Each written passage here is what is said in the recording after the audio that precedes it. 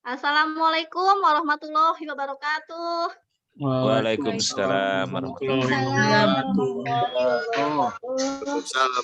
wabarakatuh. Oke, anak-anak, sebelum kita memulai pelajaran hari ini, sebaiknya kita berdoa dulu menurut agama dan kepercayaannya masing-masing. Berdoa, mulai.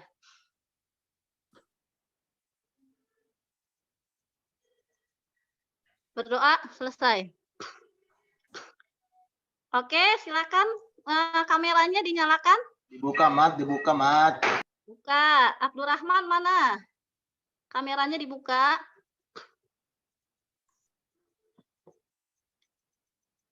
Nah, kelihatan kan tuh? Ganteng. Ahmad Rosadi kemana nih Ahmad Rosadi? Coba lihat kameranya. Sinyal mungkin, Bu. Sinyal, oh iya. Kendala sinyal kayaknya ya. Udah, kayaknya ini sudah hadir semua ya. Terima kasih anak-anakku karena kalian sudah bisa hadir dalam pembelajaran Ibu. Pembelajaran yang kata orang membosankan, Bu, jenuh, Bu. Nah, gimana caranya nih supaya kita nggak jenuh? Ini sudah menjelang siang ya. Ini sinyalnya saya, Bu. Oh, Ahmad. Dari mana, Ahmad? Bangun tidur. Sinyalnya, Bu. Maaf ya kalau kadang masuk, kadang enggak ya, Bu. Ahmad. Ibu ulang sekali lagi ya. Kalau Ibu bilang, apa kabar anak-anak? Kalian menjawab, luar biasa, selalu ceria, merdeka. Oke, siap? Oke, Ibu. Oke. Apa kabar anak-anak?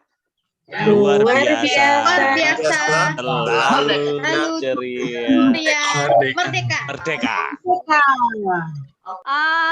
Baiklah, sekarang Ibu akan mengaitkan materi pembelajaran sebelumnya. Kalau sebelumnya kalian kan belajar mengenai tokoh nasional dalam memperjuangkan kemerdekaan Indonesia. Tahan. Ibu akan share screen dulu ya, PPT-nya.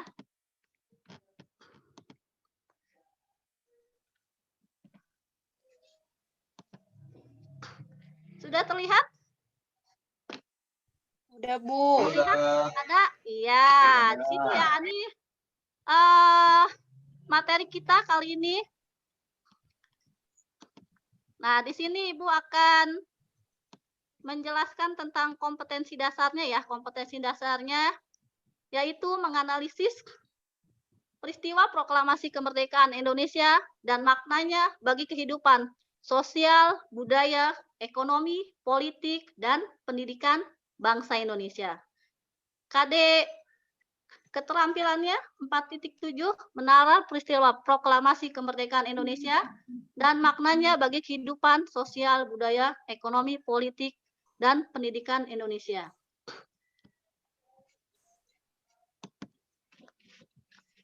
Nah,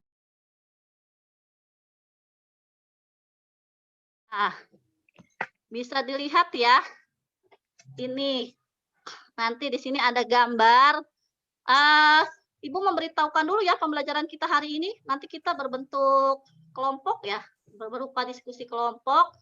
Nanti kalian akan diberi suatu permasalahan yang kalian bisa identifikasi masalah itu. Ya, nanti selanjutnya kalian presentasikan apa yang sudah kalian dapat. Terlihat gambar di sini? Nah, coba kalau udah dilihat, kira-kira gambar apa sih itu? Ada yang bisa menjawab? Ya, Eliana, silakan.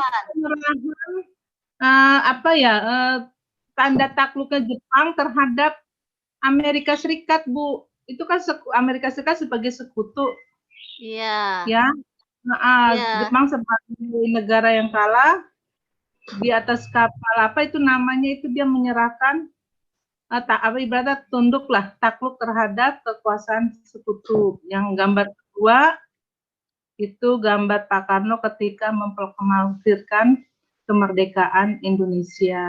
Itu aja, Bu. Oke, terima kasih Eliana ya.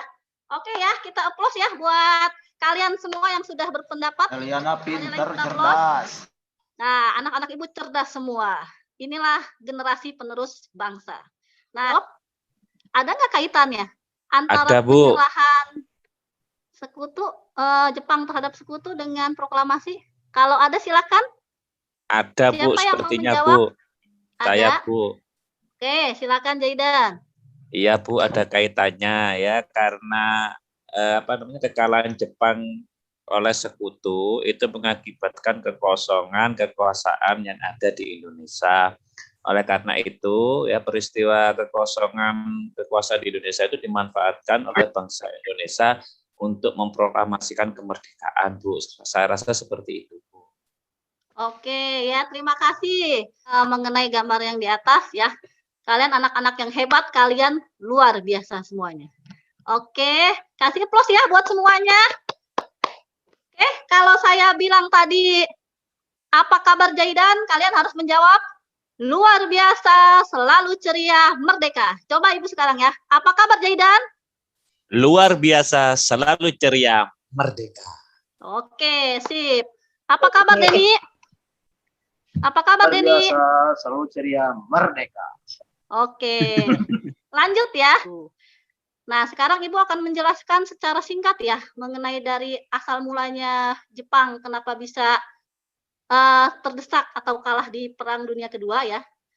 Ini sebenarnya berawal dari pemboman yang terjadi di kota Hiroshima tanggal 6 Agustus 1945 dan kota Nagasaki tanggal 9 Agustus 1945.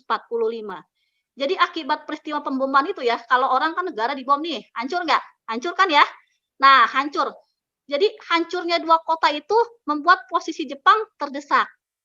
Apalagi ketika Pulau Saipan itu dikuasai oleh sekutu. Nah, ini makinlah membuat posisi Jepang terdesak.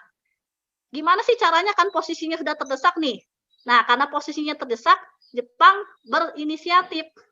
Dia ingin memberikan janji kemerdekaan. Kepada siapa? Kepada Indonesia tentunya ya. Oke, tadi dari awal ya Ibu sudah sebutkan kalian dibagi kelompok ya, kelompok 1, 2, dan kelompok 3.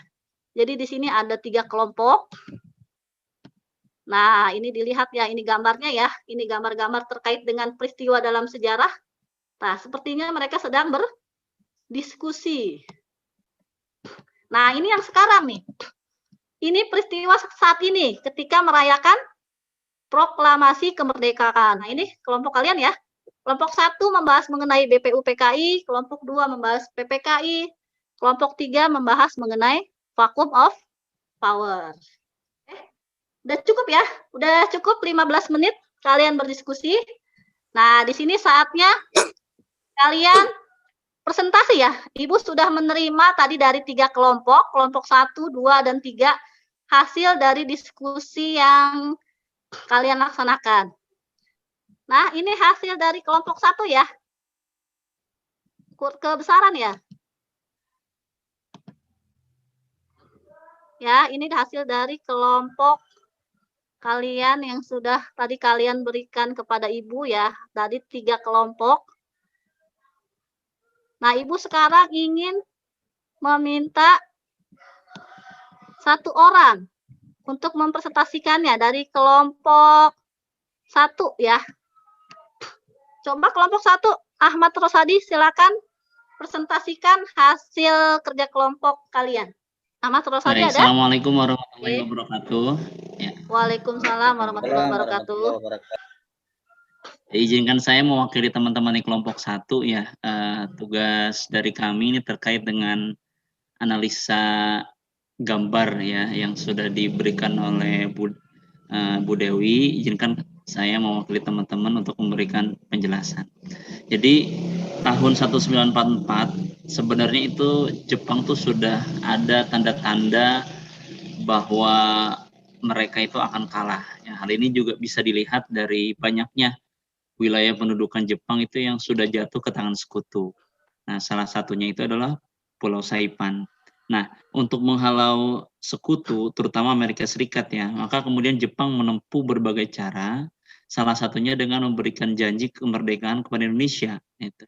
Nah, menindaklanjuti janji Koiso dan semakin terdesaknya Jepang, maka tanggal 1 Maret 1945, Jenderal Kumaichi Harada itu mengumumkan pembentukan ya pembentukan suatu badan yang tugas utamanya adalah untuk mempersiapkan hal-hal terkait dengan kemerdekaan Indonesia. Nah, badan ini bernama Dokuritsu Zunbi Chosekai, atau dalam bahasa Indonesia dikenal dengan nama Badan Penyelidik Usaha-usaha Persiapan Kemerdekaan Indonesia. Oke, terima kasih ya Mas Rosadi Nah, ya. lanjutan Kasih plus ya buat kelompok 1 Baik, Ibu. ya. Oke, setelah kalian mendengarkan presentasi dari teman-teman kalian, ada nggak sih dari kalian yang ingin bertanya dengan apa yang sudah teman kalian sampaikan? Silakan yang mau bertanya. Saya, Bu. Oke, silakan Jaidan. Bu, ini kan perumus dasar negara ini ada 3 tokoh. Yang jadi pertanyaan saya, alasannya kenapa kok yang dipilih Insinyur Soekarno yang menjadi presiden? Mungkin seperti itu, Bu. Ayo, ada yang bisa menjawab? Agus Saya, Didin? Bu. Oke, silakan Ahmad Rosadi. Saya coba. Ya, saya kira Ya. nih Jaidan lagi mancing kita nih, Bu, ya. Memancing di air yang keras. Pertanyaannya ini pertanyaan memancing nih ya. Jadi apa namanya? Kenapa yang merumuskan 3 orang yang jadi presiden 1? Ini sebenarnya kan berbeda ranah ya, karena pemilihan presiden Indonesia itu bukan berdasarkan siapa perumus dasar filsafatnya. Nanti justru adanya pada saat sidang selanjutnya ya, kalau tidak salah itu pada saat sidang PPKI, itu justru setelah proklamasi kemerdekaan. Jadi tentang alasan kenapa Soekarno menjadi presiden itu sebenarnya karena tidak ada tokoh publik saat itu selain yang bisa menandingi satu, popularitas dari Soekarno, yang kedua juga intelektualitas Soekarno yang dianggap saat itu paling pantas untuk menjadi presiden. Jadi saya kira sih alasannya seperti itu. Oke, ya, terima kasih ya Ahmad Rosadi jawabannya. Ya, tadi betul sekali ya yang dikatakan oleh Ahmad Rosadi. Jadi tokoh bisa dibilang tokoh nomor 1 lah di Indonesia. Makanya ketika nanti sidang PPKI itu akhirnya memutuskan memilih Insinyur Soekarno dan Muhammad Hatta sebagai presiden dan wakil presiden Republik Indonesia yang pertama. Oke, sudah cukup ya. Jadi dari sini Ibu minta 1 orang atau minta beberapa orang ya. Kesimpulannya apa sih materi yang kita pelajari hari ini? Coba Ibu minta Fani, kesimpulan dari pembelajaran kita hari ini apa, Fani?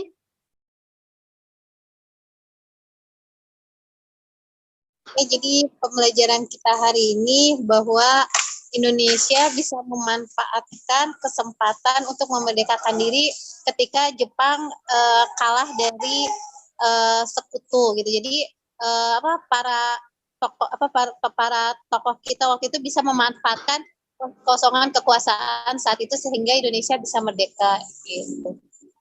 Terus Ibu Dewi. Ya, terima kasih. Ya, sudah disimpulkan ya dengan teman-teman kalian. Ternyata kemerdekaan itu tidak semudah yang kita ini ya. Ternyata yang namanya kemerdekaan itu butuh perjuangan. Bahkan sekarang walaupun kita sudah merdeka, kita juga harus mengisi kemerdekaan itu. Jadi ternyata jasa para pahlawan ya sebelum kita itu sangat besar. Makanya ada istilah Soekarno bilang jas merah. Apa tuh jas merah? Jangan apa? Jangan sekali-kali lupakan sejarah. Oke, ya itu makanya ada istilah jas merah. Jangan sekali-sekali melupakan sejarah. Ini yang poin pentingnya ya untuk kita sebagai generasi bangsa di masa yang sekarang, kita jangan sampai melupakan apa yang telah dilakukan oleh pahlawan-pahlawan sebelum kita, karena yang namanya perjuangan itu tidak mudah. Tetap semangat untuk kita semua.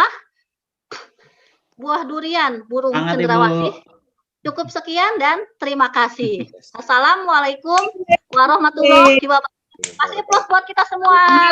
Waalaikumsalam warahmatullahi wabarakatuh. Terima kasih.